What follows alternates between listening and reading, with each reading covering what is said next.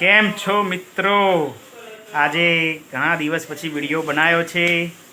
આજે મસ્ત શનિવાર છે અને મેનકા કેવું છે? First class. મેનકાની થોડી તબિયત ખરાબ થઈ હતી, દવાઓ લીધી એટલે મોઢું એનું કડવું થઈ ગયું છે, સરસ મીઠાઈ જેવું કડવું. શું કેવું મેનકા, શું બનાવે છે?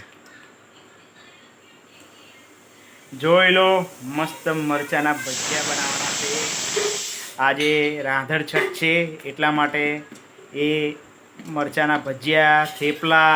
હા, થેપલા છે ને.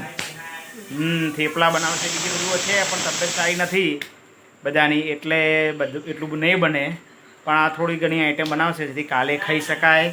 સરસ. અને મારા વિડીયોની જે રાહ જોતા હતા એમને ખબર પડી જશે શું બની રહ્યું છે તે.